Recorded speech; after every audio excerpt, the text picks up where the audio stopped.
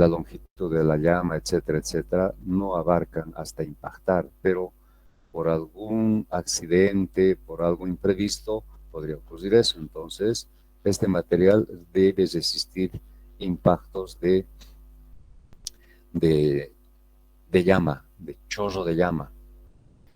Otro factor, en este ambiente pueden generarse condiciones ácidas o básicas, condiciones de alta oxidación, en fin, porque si aquí se realiza un proceso, por ejemplo, de fundición de metal, entonces por efectos de ese proceso pueden haber gases y el ambiente puede ser ácido o puede ser básico, puede ser altamente corrosivo, etcétera, etcétera.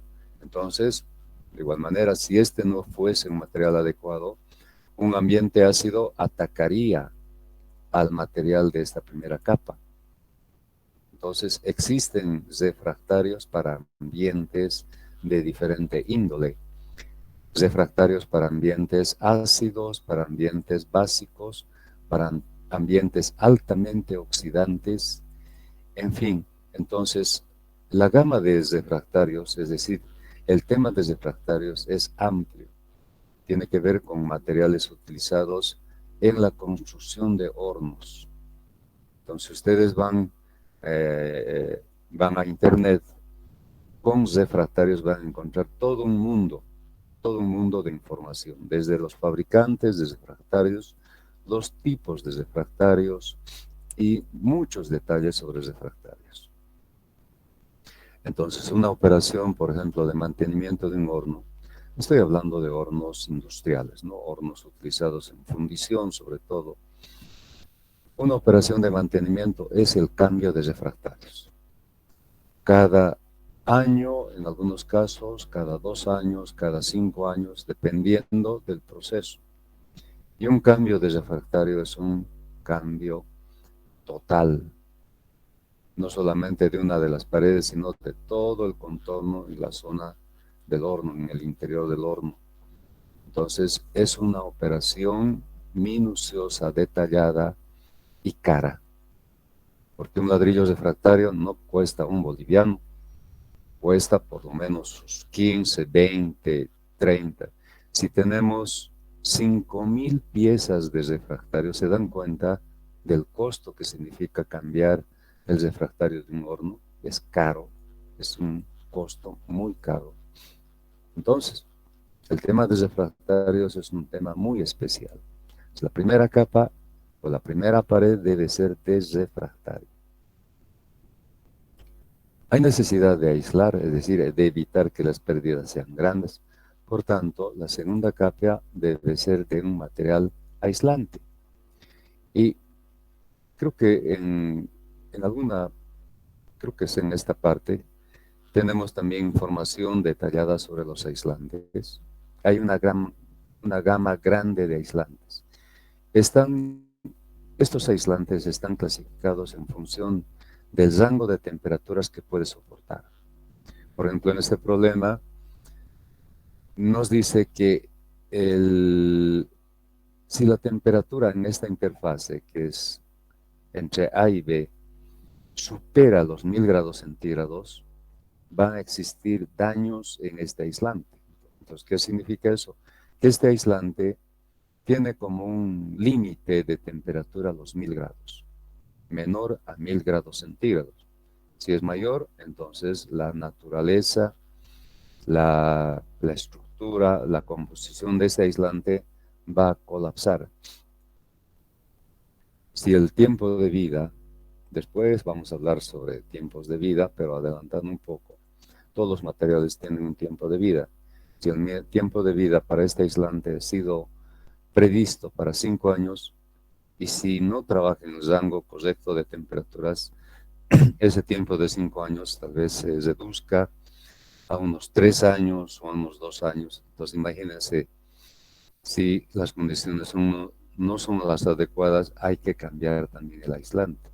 Prácticamente hay que cambiar toda la pared, si es que se trata de cambiar el aislante y está en una zona intermedia. Bueno, los gastos van a ser demasiado caros, fuera de lo previsto. Al cabo de 5 años se prevé el cambio del aislante. Y para eso, bueno, hay que, seguramente en la construcción ya se prevé, tal vez esta pared tiene que ser una pared de fácil remoción, una especie de panel que se pueda desmantelar y luego, una vez colocado el nuevo aislante, colocar de nuevo. Entonces, son una serie de medidas que se toman para que el tiempo de vida de este aislante sea el correcto. Y más o menos en 5 años, que dure unos 5 años. Y al cabo de ese tiempo, pues se cambia. Entonces hay muchos tipos de aislantes. Vamos a ver según su forma, según su estructura. Hay tipo manta, hay tipo ladrillo, o hay tipo panel, en fin. Pero lo que diferencia un material de otro, aparte de la forma física, es el rango de trabajo de temperatura. Y la tercera capa se considera como un material estructural. ¿Por qué? Porque de alguna manera protege a la pared, pero además de proteger ante impactos, ante una serie de condiciones externas, también soporta el peso del techo. Bueno, si es un horno, va a tener su techo. Entonces, el peso de ese techo no va a estar soportado por la pared de refractario, menos por el aislante, pero sí por este material que generalmente es de ladrillo común. Y como vemos en los datos, fíjense, pese a que su coeficiente es bajo, es menor que el refractario, pero no se utiliza como primera capa, sino como última capa. Entonces lo que interesa es que esta pared soporte pesos, soporte impactos laterales, etc.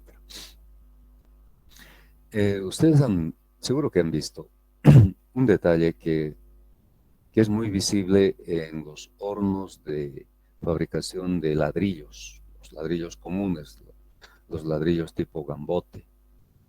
Bueno, por el tema económico, estos hornos se fabrican con ladrillos, incluso que son ladrillos de desecho en estas industrias, ladrillos de tercera. Ustedes deben saber que cuando se producen ladrillos, hay ladrillos de primera, ladrillos de segunda y ladrillos de tercera, e incluso ladrillos de cuarta que se desechan. Los de primera van a ser comercializados, también los de segunda.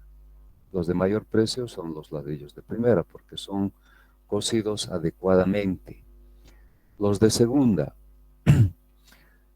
no son cocidos adecuadamente, pero son ladrillos que sirven, ¿cierto? Por eso son ladrillos de segunda. Entonces, en esa relación van los precios. Y los ladrillos de tercera, que son los ladrillos demasiado quemados, han sufrido mucha temperatura, o están deformados, en fin. Entonces, el horno es fabricado con esos ladrillos, digamos, de tercera, que no son cocidos adecuadamente, deformados, en fin, o tal vez incluso sirvan los ladrillos de segunda. Pero, ¿qué tiempo dura ese horno? Dura un año. Al cabo de ese año, en el que se van a realizar unas 2 o 3 cocciones de ladrillos, pero después ya no sirve. Y hay que derruir ese horno y construir un nuevo horno que va a durar otra vez un año o 2 años, de acuerdo a las condiciones de uso. ¿Y por qué se desechan? Porque esos ladrillos no son los adecuados para resistir altas temperaturas. Entonces, las altas temperaturas deterioran esa pared construido o construida con ladrillos de segunda o tercera. ¿Se dan cuenta? Entonces, ahí vemos el uso incorrecto de ladrillos para hornos. Por el tema económico más que todo, se construye con ladrillos de segunda o de tercera. Pero el tiempo de vida no es más que 1 año o 2 años o 1 año y medio. Y luego hay que pensar en destruir y construir nuevamente el horno.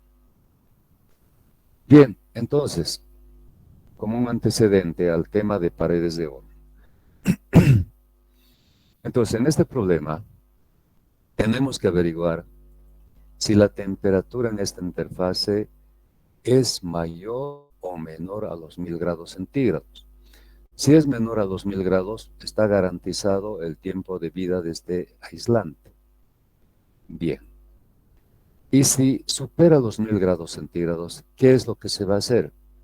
Pues aumentar la resistencia en este material que es el refractario para que la temperatura a la que se llegue sea menos o en el límite sea los 1000 grados centígrados. Bien, entonces vamos a ver la solución de este problema. Aquí está resumido. Un momentito, por favor. Están resumidos los datos del problema. Estamos llamando A al ladrillo refractario, tiene su espesor y su coeficiente conocidos. B es el aislante, también su espesor y su coeficiente de conducción, y está el límite de temperatura que debe soportar, 1000 grados. El material C es ladrillo ordinario, también su espesor y su coeficiente conocidos. En este problema,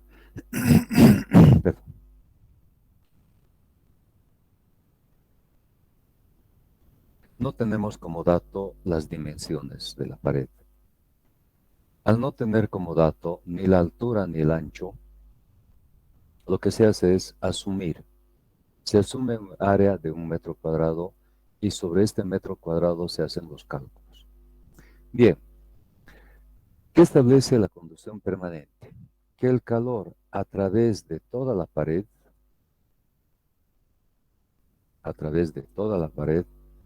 va a ser igual o debe ser igual al calor a través de A, de B y de C. Por tanto, establecemos las ecuaciones de Fourier para cada uno de los materiales. Para el material A, T sub I menos temperatura de interfase que no se conoce sobre la resistencia de A. Para B, de la misma manera, aquí tenemos dos temperaturas desconocidas, la temperatura de interfase AB y la temperatura de interfase BC. Entonces el calor a través de B se lo establece en función de estas dos temperaturas desconocidas sobre su resistencia. Y para el calor a través de C, diferencia de temperaturas de interfase BC menos la externa T sub 0 sobre la resistencia. El calor a través de toda la pared se puede plantear como diferencia de temperaturas T sub I menos T sub 0 sobre la sumatoria de resistencias. Otro detalle importante. En una pared de horno identificamos dos caras. Por ejemplo, para el material A tenemos la cara interna y la cara externa en relación al interior del horno. Esta es la cara interna y esta es la cara externa para el material A. Pero para el material B, la cara externa del material A, que es la misma que para el B, se llama cara interna del material B, y esta viene a ser la cara externa del material B. Y para el material C, la cara que era externa para B se convierte en cara interna, ¿verdad? Por tanto, esta sería la cara interna para el material C y esta la cara externa. Entonces, de esa manera se van identificando las caras. Por tanto, referido a toda la pared, esta sería la cara interna de la pared y esta sería la cara externa de la pared, de toda la pared. Entonces, el calor se transmite desde la cara interna hasta la cara externa. Como son tres materiales diferentes, vamos a tener tres líneas diferentes con diferente pendiente, aunque aquí no se nota mucho, pero Cuando se hace un dibujo correcto, debería notarse esa diferencia. Pendiente diferente para A, pendiente diferente para B y pendiente diferente para C. ¿Por qué? Porque se trata de resistencias diferentes. Son materiales diferentes, tienen espesores diferentes y sus coeficientes también son diferentes. Bien, una vez que planteamos las resistencias, las ecuaciones de Fourier, resolvemos las resistencias, tomando en cuenta que el área es 1 metro cuadrado para los tres materiales. Tenemos los valores de las tres resistencias de A, de B y de C. Hallamos la sumatoria y resulta 1,25. Y teniendo la sumatoria y teniendo las dos temperaturas de la cara interna y la externa de la pared, podemos encontrar el calor transmitido a través de toda la pared. El resultado, 906,12 en unidades, kilocalorías por hora y por metro cuadrado asumido. Bien, ahora podemos calcular la temperatura de interfaz. Hemos visto que el análisis se hace más sencillo si recurrimos a la analogía eléctrica. Pues en nuestro caso vamos a tener entre las temperaturas T sub I y T sub 0 las resistencias de A, de B y C. Y en este circuito identificamos las temperaturas de interfase. En este punto, la temperatura de interfase AB.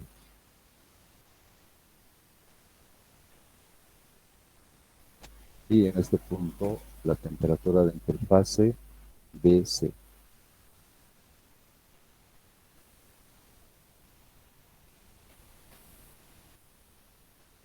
Bien, y hemos analizado en la parte teórica que el calor que pasa a través de A es el mismo que el que pasa a través de B y a través de C. Entonces, si elegimos para hallar la temperatura de la interfase AB esta parte del circuito, planteamos Fourier para el calor que pasa por A y tenemos diferencia de temperaturas T sub I menos temperatura de interfase AB sobre la resistencia de A. Como este calor es el mismo que el que pasa a través de toda la pared y hemos llamado Q, y hemos evaluado este calor Q, aquí está el valor, entonces de esta expresión despejamos la temperatura de interfase AB y tenemos T sub I menos el producto resistencia que ofrece A por el calor transmitido. Entonces nos basamos en esta expresión para calcular, como ven, la temperatura de interfaz. El resultado, 1066,64, que es mayor a los 1000 grados centígrados. Entonces, con esa temperatura, el aislante se va a deteriorar, no va a cumplir su tiempo de vida. Entonces, ¿qué es lo que deberíamos hacer? Para que llegue en el límite, estamos llamando temperatura límite a los 1000 grados centígrados, tenemos que aumentar la resistencia del material A. Entonces, si analizamos esta parte, la resistencia del material A es espesor sobre coeficiente y área. el área de A. Para aumentar la resistencia de A, ¿qué podemos hacer? ¿Cambiar el coeficiente? No, porque es el mismo, es el refractario. ¿Cambiar el área? No, el área es común, es el área asumida del metro cuadrado. Entonces, lo único que podemos hacer es modificar el espesor. Bueno, intuitivamente, para aumentar la resistencia, vemos que debemos aumentar el espesor para que la resistencia sea mayor. Vemos que la relación entre resistencia y espesor es proporcional. A mayor espesor, mayor resistencia. Entonces, eso es lo que vamos a hacer. Vamos a calcular un nuevo espesor para que la temperatura en la interfase llegue a este valor límite que es de 1000 grados centígrados. Entonces, planteamos la ecuación de Fourier para esa parte del circuito y despejamos el espesor, considerando que la temperatura en la interfase debe llegar al límite que es de 1000 grados. Reemplazamos los valores manteniendo el calor transmitido que es de 906,12 en estas unidades. Calculando el nuevo espesor resulta 0,21 metros, es decir, 21 centímetros. Y vemos que lo que habíamos previsto se cumple. Aumentando el espesor, aumentamos la resistencia para que la temperatura en la interfase llegue a ese valor límite de 1000 grados. Prácticamente, si antes el espesor era de 12 centímetros, creo que es 12, ahora el espesor resulta 21 centímetros. Se ha incrementado el espesor para que la temperatura llegue a los 1000. Entonces, el nuevo espesor debe ser de 21 centímetros, pero queremos asegurar que el aislante va a trabajar en un rango seguro. Entonces, para que ese rango seguro sea seguro, entonces tendríamos que utilizar un espesor tomando como referencia este espesor. Algo tal vez como 22 centímetros. Con 22 centímetros está totalmente asegurado que el aislante va a trabajar en un rango seguro de temperatura. Pero este resultado ya es confortable porque asegura que la temperatura en ese plano va a ser 1000 grados. Entonces, también tenemos que tomar en cuenta, bueno, para no mover la página, si este es el material A y a su lado tenemos el aislante, que es el material B. Esto es A, esto es B. La temperatura en este punto es de 1150 grados. Con 21 centímetros estamos asegurando que la temperatura acá sea de 1000 grados centígrados. La temperatura en la interfase AB sea de 1000 grados centígrados. ¿Qué va a suceder con el aislante? En el perfil de temperaturas que elaboramos,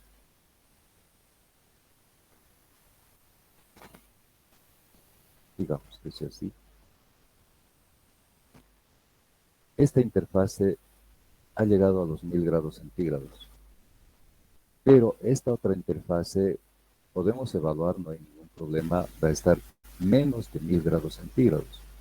La temperatura a la que llega esta interfase genéricamente hemos llamado BC, temperatura BC.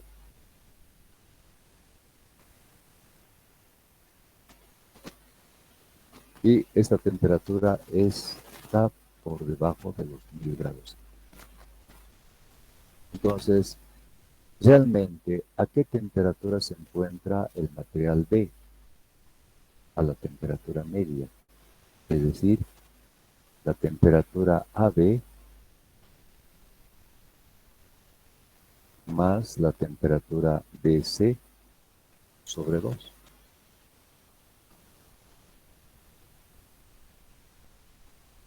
Esta es la temperatura media del aislante. Por supuesto que es menor a los 1000 grados. Entonces, aunque esta cara, que es la interfase, llegue a los 1000 grados centígrados, pero el resto del material B, que es el aislante, va a estar por debajo de los 1000 grados centígrados. Entonces, está garantizado que el tiempo de vida, si es de 5 años, se cumpla para el aislante, pese a que la interfase es de 1000 grados. Pero el resto, que es prácticamente la mayor parte de este material, está por debajo de los 1000 grados centígrados. De todas maneras, en forma práctica, si queremos definir un espesor que garantice un rango de trabajo adecuado para el aislante, podríamos nosotros, en vez de 22, trabajar con 22 centímetros. En vez de 21, 22 centímetros, y de esa manera está totalmente garantizado. Bien, ¿alguna pregunta respecto de este problema? ¿Está claro? Buenos días, ingeniero. Buen día. Buen día. En la ecuación de calor, al despejar las unidades en el resultado, me quedas en kilocalorías por hora. Tal vez no puse mucha atención en esa parte. ¿De dónde sale el metro cuadrado? Ya. Es cierto que como estamos manejando el calor, las unidades son kilocalorías por hora, pero es necesario hacer esta aclaración por metro cuadrado asumido, porque estamos asumiendo un metro cuadrado. Entonces, esta cantidad de calor se transmite por metro cuadrado asumido. Entonces, esta aclaración es necesaria. ¿Por qué? Porque estamos asumiendo un metro cuadrado. Al no tener como dato el área, entonces necesitamos asumir un metro cuadrado. Ahora, es cierto que podemos llegar a este mismo resultado o a estas mismas unidades con un análisis que lo vamos a hacer, y justifica también esta forma de procedimiento. Tenemos Fourier como K, área, por el gradiente y sobre el espesor. O digamos en este caso delta X.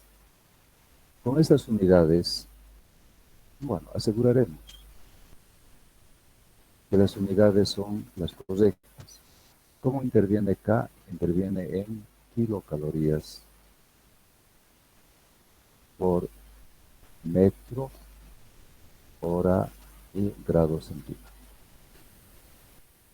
El área interviene en metros cuadrados, el gradiente en grados centígrados y el espesor en metros.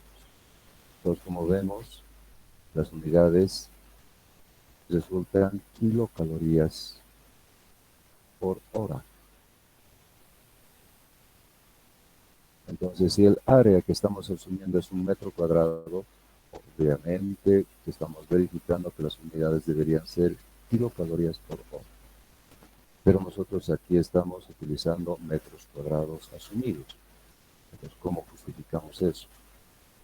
Si la expresión de Fourier, voy a volver a escribir, que es K por área por el gradiente sobre el espesor delta X, mediante un artificio matemático muy empleado, que consiste en dividir ambos términos por cantidades iguales, y la expresión no varía, y utilizo el área A. Aquí ya no necesito del área. Entonces, de esta manera, las unidades que encuentro son kilocalorías por hora y por metro cuadrado. Entonces, cuando yo utilizo estas unidades y aclaro que son metros cuadrados asumidos, estoy haciendo esto. Estoy trabajando en una expresión de calor por área. Y de esa manera el área desaparece y las unidades resultan de esta manera. Entonces, no hay ningún problema. Ustedes, cuando trabajen en algún problema, pueden plantear el resultado cuando han asumido un área en kilocalorías por hora y por metro cuadrado asumido. O simplemente dejarlo por metro cuadrado. O trabajar de esta manera, establecer, en este caso, la resistencia. Podemos, la resistencia va a ser según la expresión delta X sobre K, pero ya considerando que el área es de 1 metro cuadrado. Como es 1, multiplicar el 1 por K no afecta. Así es como si no existiese el área, ¿verdad? Pues delta X sobre K directamente, pero ya estamos trabajando asumiendo 1 metro cuadrado. Entonces, pueden de esta manera o directamente de esta manera. ¿Se entiende? Bueno, no sé si está aclarado. Muchas gracias, ingeniero. Bien. Bien, chicos, ¿hay alguna duda, alguna pregunta más? Bueno, seguimos con problemas. Inge, disculpe, ¿podría habilitar un nuevo Meet para los compañeros? Ya llegaron a los 100. A ver, cierto, estamos con 100 alumnos. A ver, permítanme un momentito. Vamos a ver.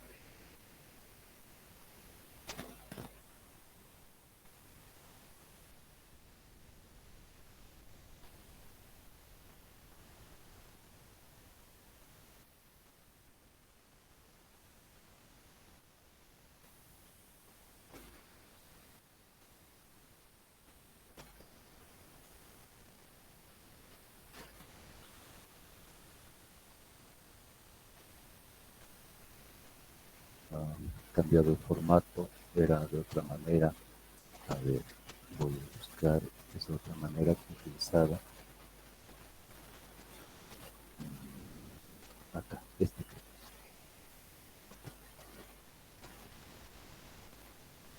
¿Qué es esto?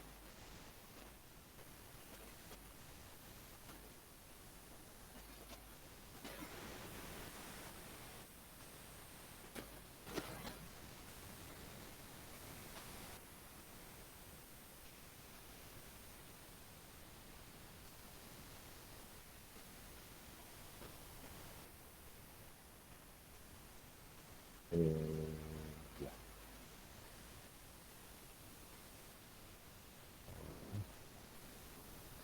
Lo que hago,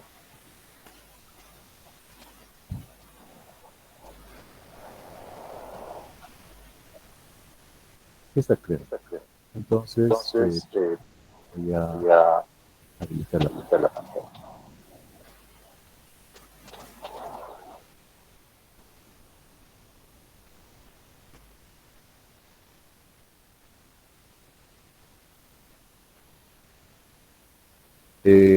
Pueden acceder a este nuevo. Bueno, el problema es el reflejo. Cuando se crean dos meets, hay este problema del reflejo. Pero creo que hay alguna forma de solucionar. Puede silenciar uno de ellos el audio. Dime. El audio. Está activado el audio. También me escuchen esto. Bueno, a ver, veremos. Voy a volver al mic original. Y... Bien, continuamos. Bueno, ese es el juego. Perdón, Inge. Sí, dime. Puedes silenciar de la segunda cuenta, del segundo mic. Y tranquilo, escuchamos los demás todos. Y nos En puede ese- compartir el Meet del segundo. Sí, del segundo. ah, Del segundo Meet puede silenciarlo y puede compartir el enlace. este. Sí, exacto. Entonces trabajamos con este mic y no hay problema con el otro. Ah, ya. No, del segundo lo puede silenciar y tranquilo, todos podemos ver eso. Pero tampoco El que también he se puede creado compartir. lo Sí, silencio. sí, Ay, el ay, ay. último creo. Entonces este es el que he creado lo silencio.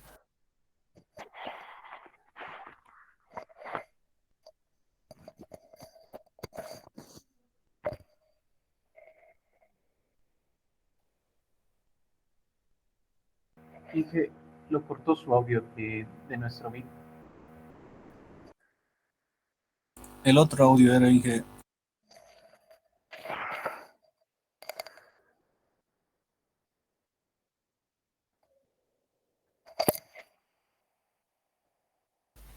El que voy a silenciar es de este mic. Ahora está bien. Y trabajamos con este mic. Bueno, pasamos a este segundo problema. Dice, una chimenea de hormigón armado con diámetro externo conocido de 800 milímetros debe ser revestida externamente con aislante. Determinar el espesor de la pared de hormigón y la temperatura T3 de la superficie exterior del revestimiento, partiendo de la condición de que las pérdidas de calor de 1 metro de la chimenea no excedan de 2000 vatios por metro, siendo la temperatura de la superficie interior de la pared de hormigón T1 de 425 y la temperatura de la superficie interior del revestimiento T2 no debe superar los 200 grados. El coeficiente de conductividad térmica del revestimiento se conoce, es 1 en unidades vatios por metro grado centígrado. El coeficiente de conductividad del hormigón es 0,5. El diámetro exterior de la chimenea revestida es de 1300. Bueno, eh, ahora se trata de un conducto cilíndrico, como es una chimenea, se considera como un conducto cilíndrico. Estamos viendo en corte lo que es propiamente la chimenea y el revestimiento o aislamiento. Entonces, para que quede más visible esto, voy a enmarcar lo que es propiamente la chimenea. Exteriormente tenemos el revestimiento. Están definidas las dimensiones.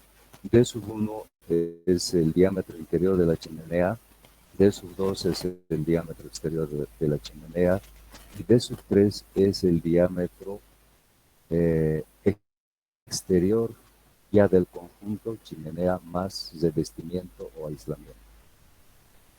En este problema no nos dan la altura de la chimenea. Entonces, pasa algo similar al problema anterior. Al no tener el área, lo que hemos hecho es asumir un área de 1 metro cuadrado. Y en caso de conductos cilíndricos, al no tener la altura, lo que se hace es trabajar asumiendo una longitud de 1 metro. Es por eso que este dato de calor que se pierde está en vatios por metro.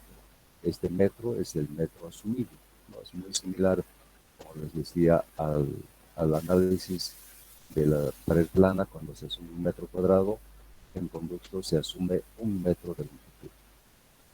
Bien, como datos, ¿qué tenemos? Eh, tenemos una pérdida de calor de la superficie interior a la superficie exterior. El calor de pérdida es dado. Vamos a llamar a este calor Q sub T. Luego, la temperatura de la superficie interna o interior de la pared de hormigón es 425 grados centígrados. Aquí vamos a identificar esa temperatura. Superficie interior de la pared de hormigón, superficie exterior de la pared de hormigón, superficie externa de sobre el aislante. Entonces la temperatura dato está acá, T sub 1. 425. La temperatura de la superficie interior del revestimiento T sub 2 no debe superar los 200 grados. Entonces, si esta es la superficie de contacto entre la pared externa del hormigón y el aislante, entonces la temperatura T sub 2, que también es un dato, se encuentra en esta interfaz, T sub 2. Temperatura de la superficie interior. Si este es el aislante o revestimiento, esta es la temperatura, es la superficie interna, y esta sería la superficie externa. Que como hemos hecho el análisis, la superficie interna del recubrimiento es igual a la superficie externa del hormigón. Está claro. Entonces se conocen ambas temperaturas. También se conocen las conductividades del revestimiento. Entonces vamos a añadir el dato acá. El coeficiente K sub 1 se conoce. El coeficiente, del revestimiento. El K sub 1 se refiere al coeficiente del revestimiento o aislante. Entonces sería este. Y del hormigón K sub 2. Entonces, vamos a explicar, se conoce el coeficiente del hormigón K sub 2. También se conoce el diámetro exterior de la chimenea revestida.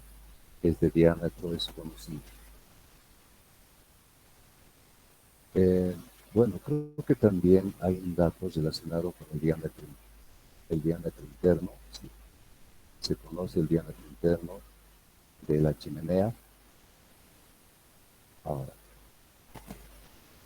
¿cuáles son las incógnitas? Bueno, está encima de esta parte. Bueno, no importa. Entonces, la analogía eléctrica aplicado entre la temperatura T sub 1 y la temperatura T sub 3, la temperatura sobre el aislante o recubrimiento es T sub 3. Entre estas dos temperaturas, el circuito eléctrico comprende dos resistencias. La resistencia, bueno, también vamos a ir identificando. Si al hormigón llamamos A y al aislante o recubrimiento llamamos B, entonces en el circuito eléctrico van a estar involucradas las dos resistencias, la resistencia de A, que es el hormigón, y la resistencia de B, que es el aislamiento o recubrimiento. Las expresiones están dadas, en este caso, el aislante, perdón, el hormigón, la resistencia del hormigón, espesor sobre su coeficiente, y recordemos que para conductos cilíndricos, esta es un área logarítmica. Va a ser el área logarítmica del hormigón, que está identificado como A.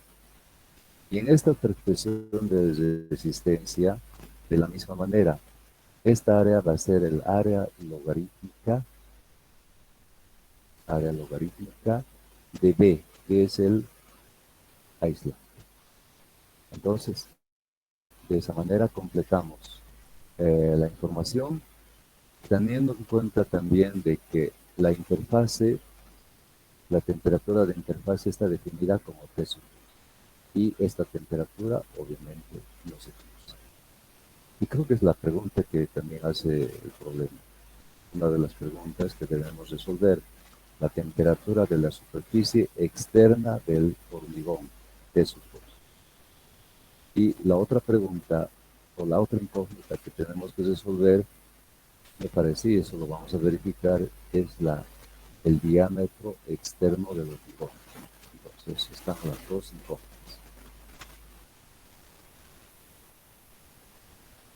Bien, la solución. Aquí está. Lo que dijimos, asumimos una longitud de 1 metro, al no tener como dato. El calor a través del hormigón debe ser igual al calor a través del aislante e igual al calor a través de toda la pared. El calor a través del hormigón. Aquí ya estamos trabajando con la expresión calor por unidad de longitud. Aquí está ya involucrada la resistencia que habíamos definido como una otra forma de expresión. Entonces, logaritmo de la relación de radios, esto es para el hormigón. Es cierto que aquí estamos definiendo las dimensiones como diámetro, pero aquí estamos trabajando como radio 2 sobre radio 1. También podríamos trabajar como diámetro 2 sobre diámetro 1. Pero sabemos que el diámetro es 2 veces el radio, entonces es lo mismo. Trabajar como relación de diámetros, como relación de radios es lo mismo. Entonces, tenemos la expresión de calor transmitido por unidad de longitud para el hormigón. Despejamos la expresión del logaritmo y podemos resolver esta expresión, ya que el calor perdido es dato. Este calor perdido es dato y es de 2000 vatios por metro. Entonces, al tener como dato el calor, no hay ningún problema, las unidades están dadas y son compatibles con esta expresión, es decir, en vatios por metro de longitud, en este caso por metro de altura. Y hallamos la expresión del logaritmo. Ahora bien, aquí está la relación entre radio y diámetro. El diámetro es 2 veces el radio, etcétera, etcétera. Y expresamos la relación de radios como la expresión de la base de los logaritmos naturales, que es e elevado al exponente 0.35343. O sea, esta relación de radios estamos expresando la base de logaritmos al exponente. El resultado es 1,424. Ahora, como es dato el diámetro 2, y lo que estamos buscando es el diámetro 1, despejando el diámetro 1, encontramos su valor y es 561,8 milímetros. El espesor, que es la diferencia de diámetros dividido entre 2, o si quieren también la diferencia entre radios, radio 2 menos radio 1, es de 119,1 milímetros. Bien, el espesor de la pared en este caso de hormigón, resulta ser 119,1 milímetros. A ver, repasemos el enunciado.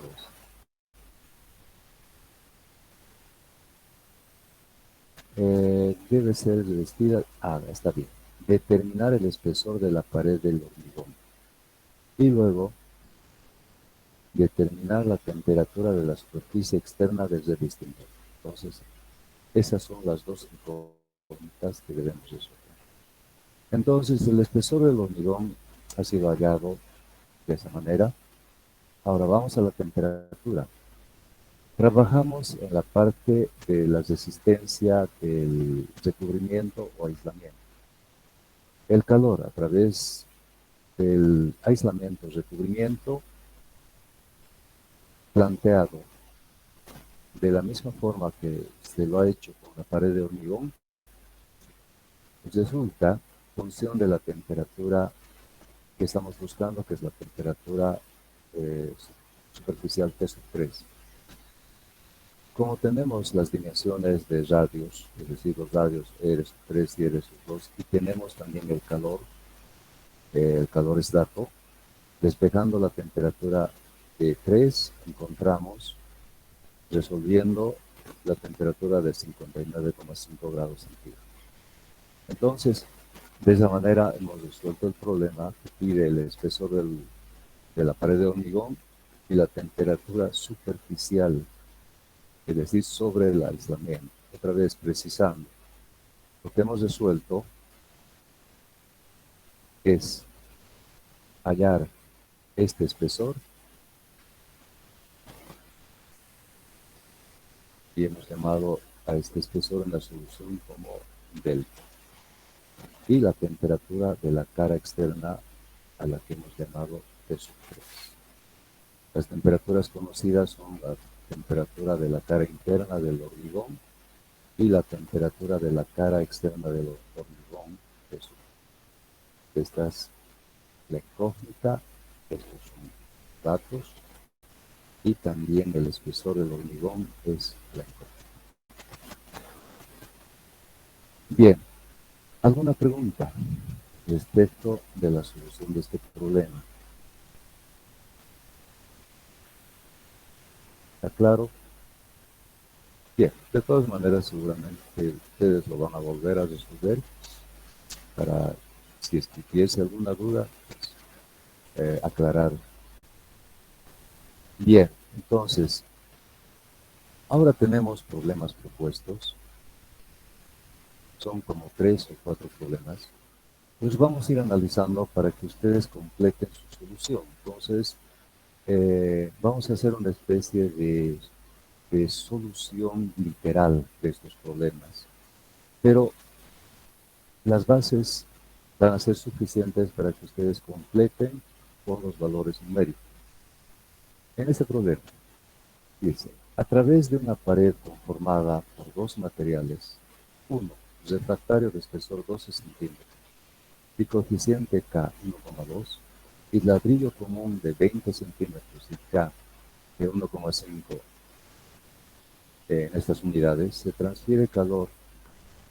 La cara interna del refractario se encuentra a 800 y la cara externa de la capa de ladrillo común a 55.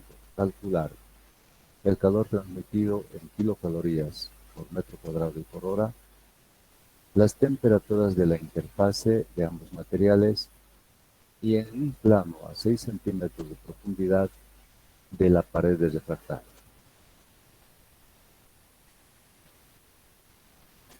Entonces, se trata de una pared compuesta por dos materiales diferentes. El primer material es de refractario que tiene un espesor de 12 centímetros. Llamaremos ese material o designaremos a este material como A.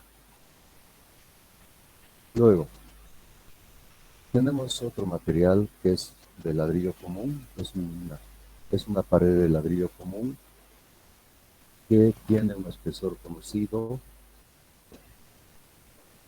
y un coeficiente también conocido. Entonces, estamos representando a la pared de ladrillo común. Es un poco más ancho.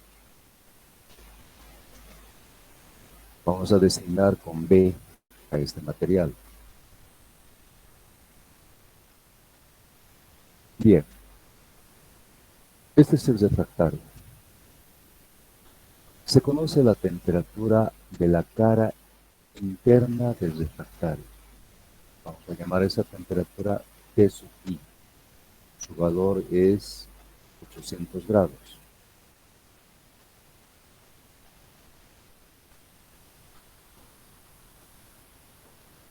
Se conoce el espesor de este material, conocemos delta XA, y también su coeficiente K. Del otro material, Conocemos la temperatura de la cara externa. Entonces, esta es la pared de ladrillo común. Cara interna, cara externa. Entonces, la temperatura de esta cara externa es conocida y su valor es de 55 grados.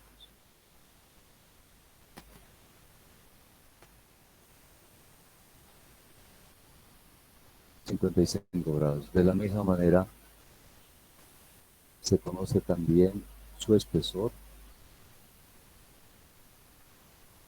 y su coeficiente. En el inciso A nos pide el calor transmitido en kilocalorías por metro cuadrado y por hora. La analogía eléctrica nos sirve. Establecemos el circuito eléctrico análogo a este problema entre las temperaturas T sub I y T sub 0 conocidas. Tenemos las resistencias de A y de B. También identificamos la temperatura de interfase acá, T sub AB. Estará en este punto, T sub AB.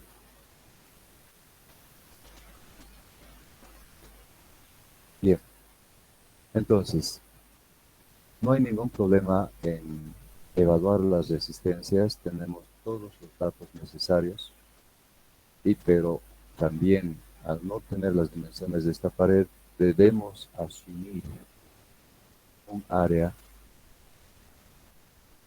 de 1 metro cuadrado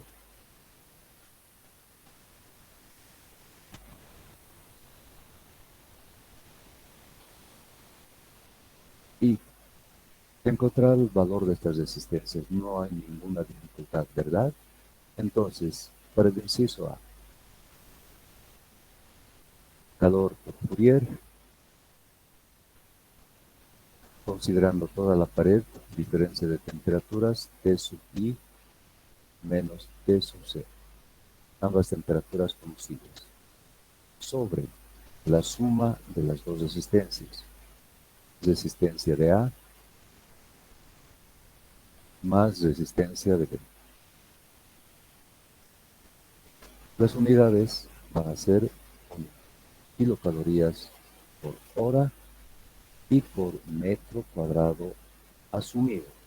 Podemos anotar la palabra asumido o simplemente dejar, porque ya estamos aclarando acá que el área es 1 metro cuadrado asumido. Bien, ninguna dificultad con el inciso A. Inciso B.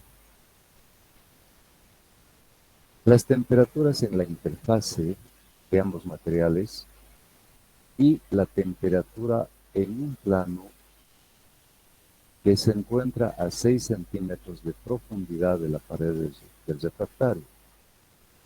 Bueno, para la temperatura de interfase AB tampoco no hay dificultad, porque podemos utilizar ya sea esta parte del circuito o esta parte del circuito para hallar la temperatura de interfase.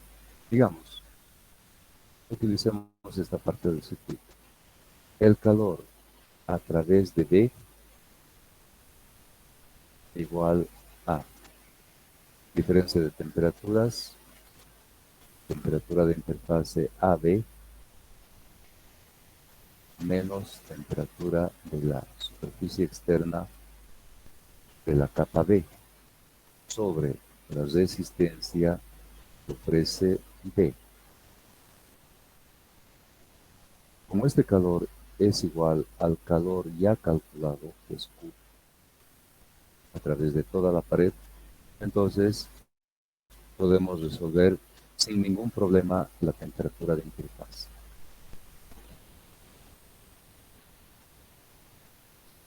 La temperatura de interfase AB podemos hallar. Ahora, también nos pide la temperatura de un plano que dista 6 centímetros a 6 centímetros de profundidad de la pared del refractario.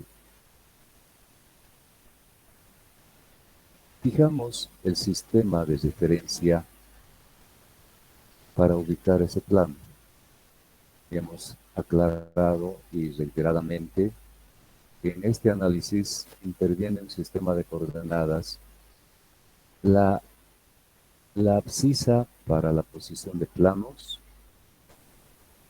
y la ordenada para las temperaturas. Entonces, aquí el problema en este inciso es claro, nos dice un plano a 6 centímetros de profundidad de la pared del refractario. Entonces, el espesor del material A es de 12 centímetros. Delta X, aquí aclaramos, delta X de A es de 12 centímetros. Entonces, 6 centímetros significa que es en la mitad de este material. Por tanto, definimos el plano a una profundidad X y el valor de X es de 6 centímetros. Entonces, nos piden la temperatura en este plano.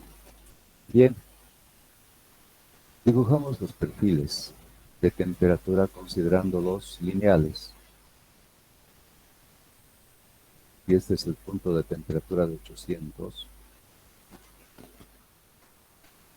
Este supondremos que sea el perfil para A y este el perfil para B. Son dos líneas con pendientes diferentes porque son materiales diferentes, además los espesores son diferentes. Entonces se trata de encontrar la intersección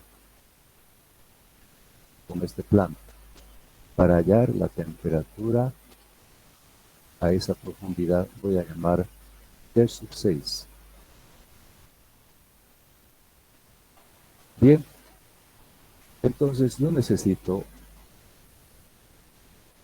precisar este punto, y este punto corresponde a la temperatura de interfaz. Es decir, aquí vamos a tener un punto cuya temperatura se conozca y es la temperatura de interfase AB.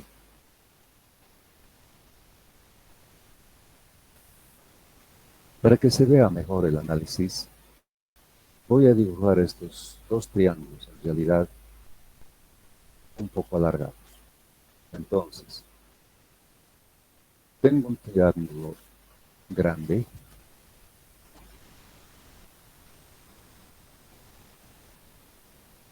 de este triángulo grande conozco este cateto. Este cateto va a ser 800 menos la temperatura de interfase AB, o genéricamente T sub I menos la temperatura de interfase hallada T sub AB. Tengo el valor de este cateto. Este otro cateto corresponde al valor de X. Bueno, en este caso, como es el triángulo grande, el valor de este cateto es delta XA. Delta XA. Conozco, es dato de problema. Bien, tengo las dimensiones del triángulo grande. Ahora voy al triángulo pequeño.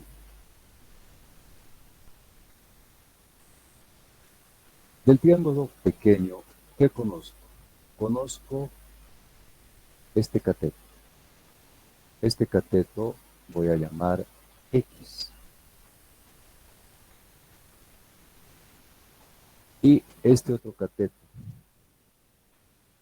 El valor de este otro cateto, que sería el opuesto a este ángulo, tendría que ser 800 menos la temperatura, que es la incógnita. La temperatura de 800 estoy llamando genéricamente T sub I. Y la temperatura que estamos buscando estoy llamando T sub 6. Entonces, de este triángulo pequeño, tengo el cateto conocido X y este cateto que no es conocido, pero es la diferencia entre T sub I y T sub 6. Ambos triángulos tienen la misma pendiente, entonces sobre la base de la pendiente, que es la tangente de un ángulo que voy a llamar gamma, esta es la pendiente,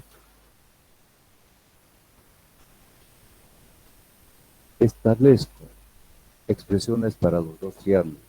Entonces el ángulo gamma lo ubico acá, gamma, y va a ser el mismo para el triángulo pequeño como para el triángulo grande. Entonces la pendiente, escribo para el triángulo grande, tangente de gamma, este cateto sobre este cateto. Entonces en el numerador tengo T sub I menos T sub AB.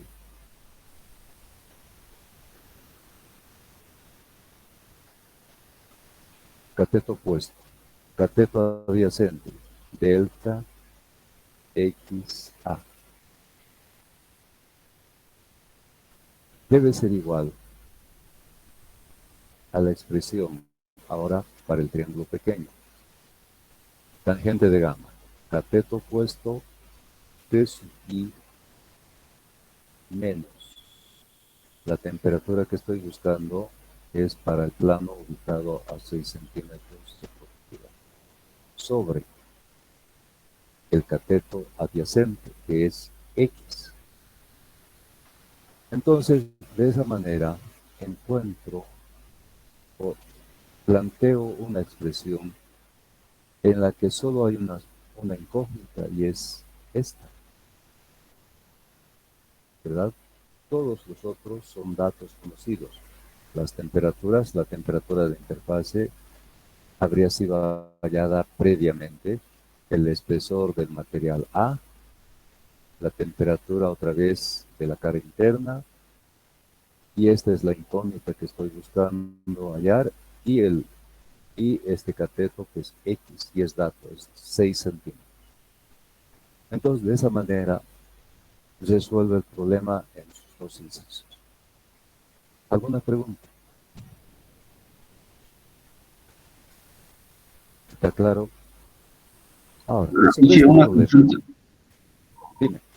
Eh, ¿Cómo vamos a asumir, o en todos los casos pasa que tenemos que asumir que si no tenemos el área de datos, lo asumimos como un metro cuadrado?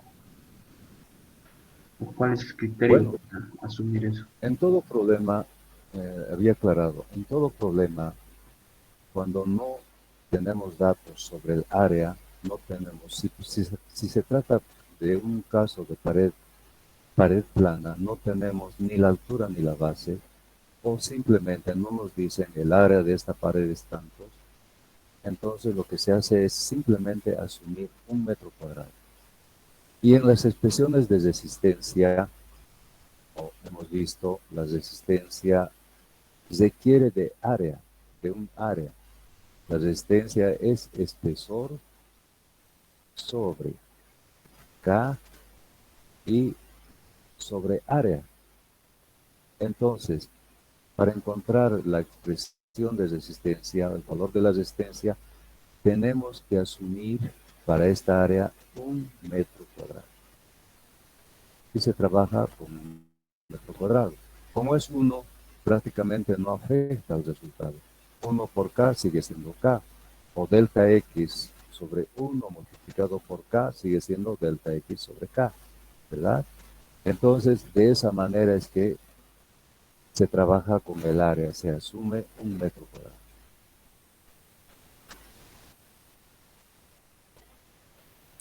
Y en el resultado, como ustedes pueden observar, para el calor se hace esa aclaración, kilocalorías por hora y por el metro cuadrado asumido. O la otra alternativa, trabajar con la expresión calor sobre área. Hemos visto la equivalencia de ambos. Los resultados son los mismos. Bien, ¿alguna pregunta más?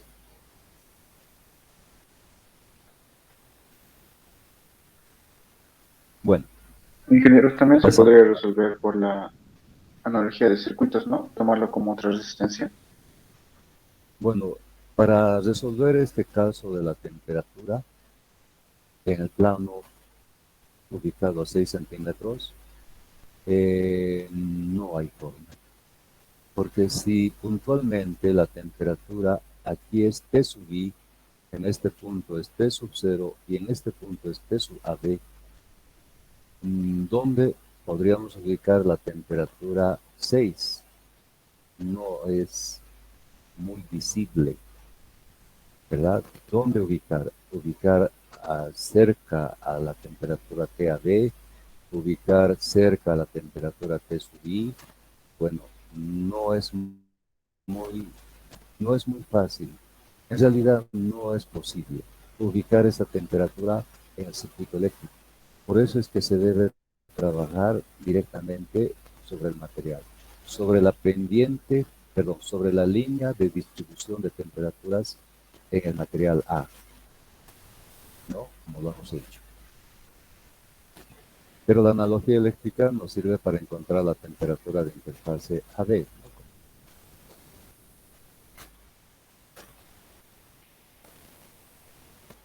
Bien, eh, para que ustedes vayan ejercitando en este procedimiento, plantearemos una alternativa de problema, llamaremos inciso C.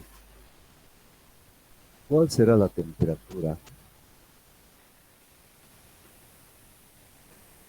en un plano que diste ahora?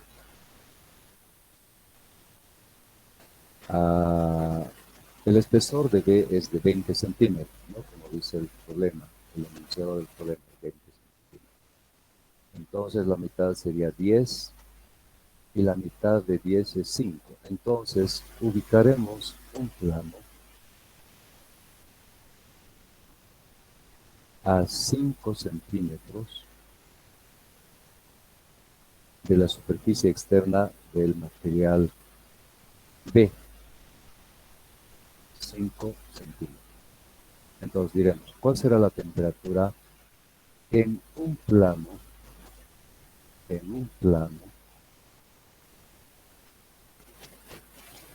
que dista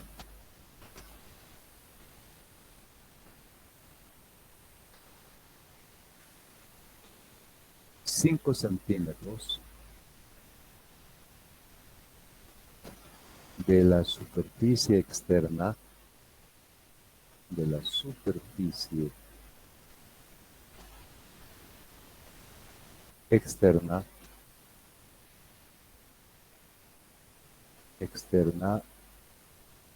de la pared del ladrillo común?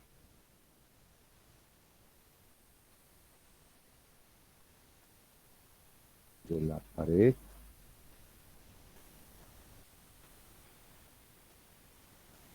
de ladrillo común.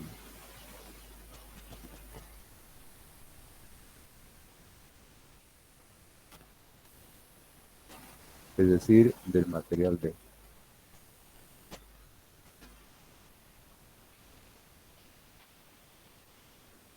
Bien, entonces ahora el plano se ubica acá, a 5 centímetros de la superficie externa del material B, y deben hallar la temperatura. Bueno, el procedimiento prácticamente es el mismo, pero la zona del análisis se ubica acá, en el material B. Pasamos al siguiente problema.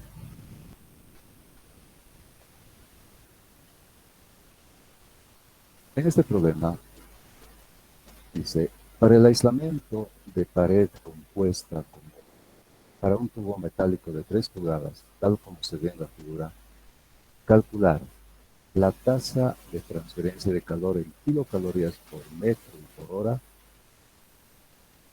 Inciso B, la temperatura en la cara interna de la última capa. Bueno, aquí tenemos la identificación de los diferentes materiales, pero de alguna manera, bueno, se trabajó en Word. Esto ha sufrido una distorsión, una pequeña distorsión, lo vamos a aclarar. El tubo estaría identificado de esta manera. Voy a tratar de que coincida.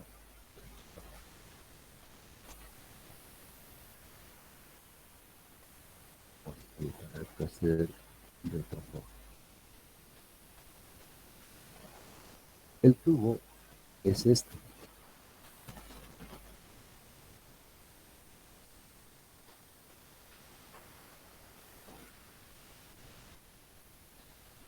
Se trata de un tubo metálico.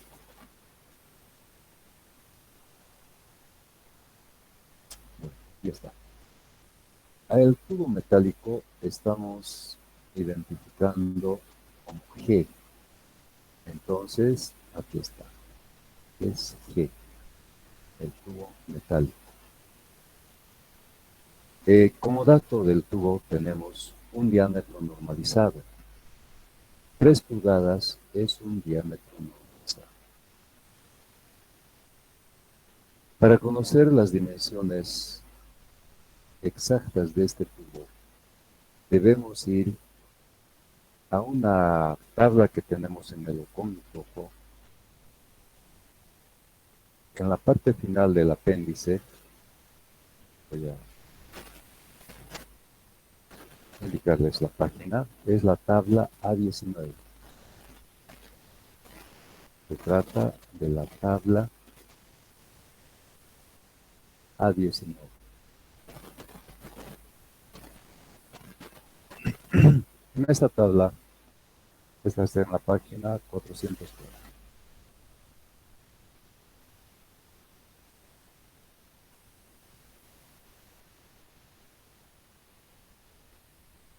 En función del diámetro tenemos el diámetro interno y el diámetro externo.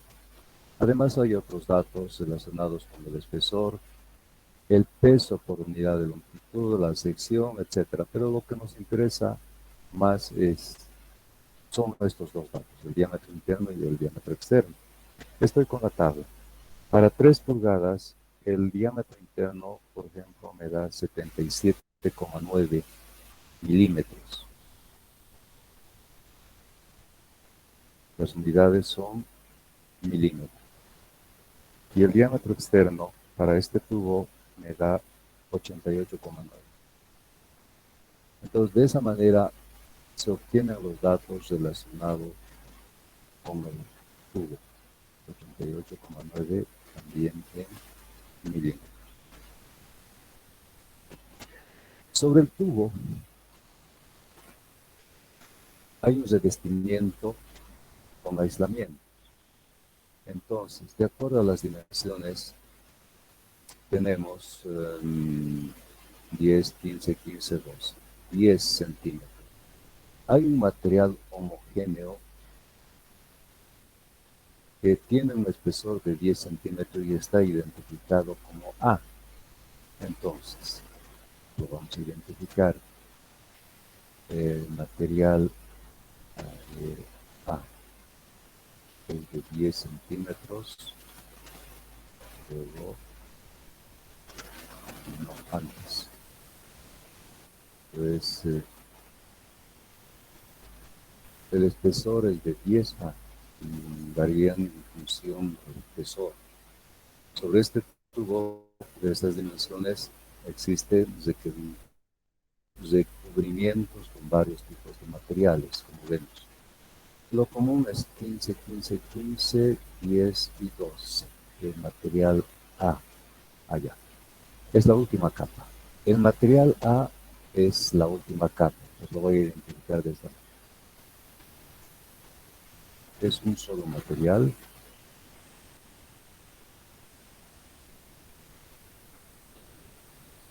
Y su espesor es de 10 centímetros.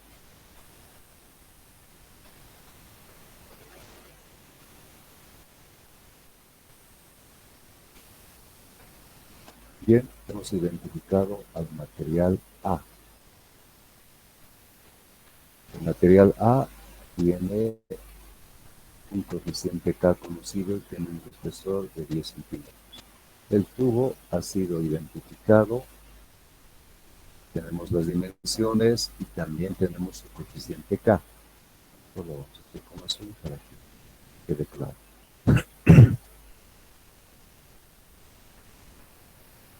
Bien. Entre el tubo y la última capa, que es el material A, tenemos dos capas. Entonces, sobre el tubo tenemos, a ver, tenemos 12 centímetros. Ya, está bien. Entonces, la capa E corresponde a la primera capa de aislante. El tercer color sería este.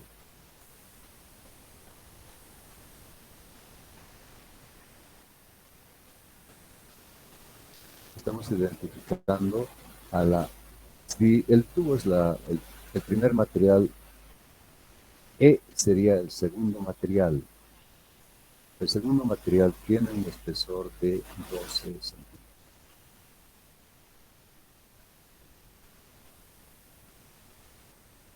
Bien, ahora, esta es la capa compuesta por tres materiales diferentes. El material D, el material C y el material F componen esta capa. Entonces, B, C y E. B, C y E. A ver, vamos a ver para qué. Ya, de esta manera. B, C y E. Entonces, identificaremos el material B de esta forma. Este es el material B.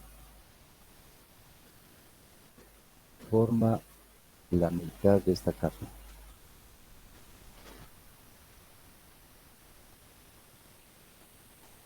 Y la otra mitad está compuesta por dos materiales diferentes. Nos falta el material C y el material C y, bueno, ya está identificado el material B. Lo vamos a subrayar. Aquí está el material B. Nos falta dos materiales que son el C y el F. El C y el F. Entonces, bueno, con este color vamos a identificar el C. Forma la cuarta parte de esta capa.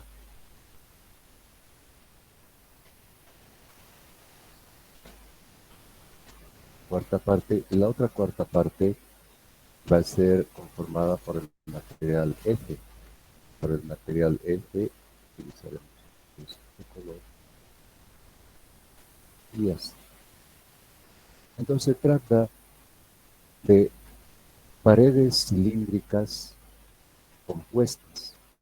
Aquí hay, digamos, esta que sea la primera capa, esta la segunda, la tercera y la cuarta. Entonces, la primera capa es un material homogéneo, que es prácticamente el tubo metálico. La segunda capa también es de un material homogéneo. El segundo material es E. La tercera, esta es la primera, la segunda, la tercera, esta sería la tercera. Está compuesta por tres materiales diferentes. Y la última también es un material homogéneo. Entonces, cabe elaborar el circuito eléctrico análogo al problema para poder facilitar la solución en este caso. Entonces, partiendo de la temperatura, en la superficie interior tenemos 300 grados, pues esa temperatura la vamos a fijar acá. sobre esta superficie tenemos una temperatura que vamos a llamar T sub I. Y su valor es de 300. Sobre el exterior del material A, es decir, acá, tenemos la otra temperatura conocida, que vamos a llamar T sub 0.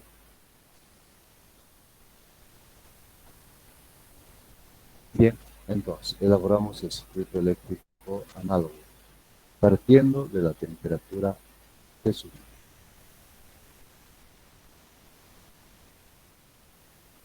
El calor, si admitimos que la temperatura T sub I es mayor a la temperatura T sub 0, el calor se transmite de la superficie interna del tubo al exterior, es decir, en este sentido.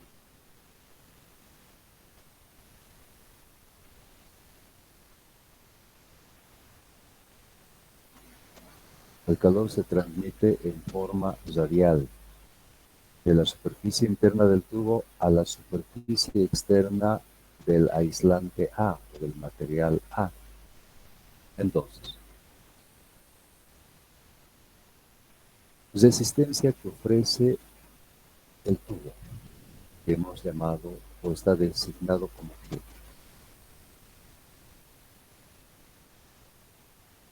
Luego, encima del tubo existe un material homogéneo, que es el material E. Correcto. Entonces, en serie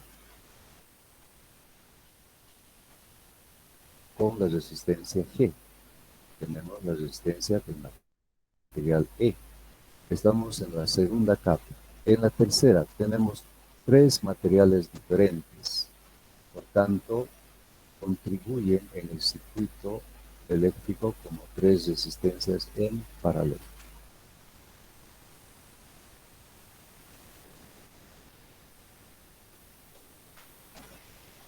Los valores de estas resistencias.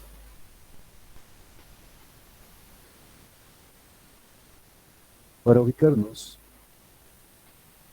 estos 3 materiales tienen que tener el mismo espesor, por tanto, son de espesor de 15 centímetros. 15 y acá 15. Por tanto,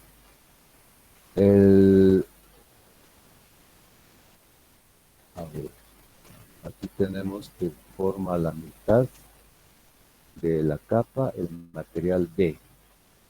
Empezamos con la identificación de la resistencia de B. Luego, los otros 2 materiales, ya tenemos B identificado. Los otros materiales del mismo espesor son C, la cuarta parte, resistencia de C, que está con la cuarta parte de la capa, y por último la resistencia de F, resistencia de F. Y de esa manera tenemos las 3 resistencias en paralelo. Y para concluir, tenemos la resistencia de A. Como se trata de un material homogéneo, es un solo material, contribuye con una sola resistencia. Y tenemos la temperatura T sub 0. Identificamos temperaturas de interfase. En este punto vamos a llamar, podemos utilizar cualquier simbología. Llamaremos T sub 1 en este punto. En este otro punto, T sub 2. T sub 2. Y en este punto, T sub 3. Entonces tenemos 3 temperaturas de interfase. Y como ya hemos visto, este circuito, donde tenemos 3 resistencias en paralelo, se puede convertir en una resistencia equivalente y constituir un solo circuito. Un solo circuito de resistencias en serie. Entonces, el problema pide el calor en estas unidades y la temperatura en la subcara interna de la última capa. Entonces, para el primer inciso, calor igual, diferencia de temperaturas T sub I menos T sub 0 sobre la suma de las resistencias que están en serie. Entonces, sumatoria de resistencias.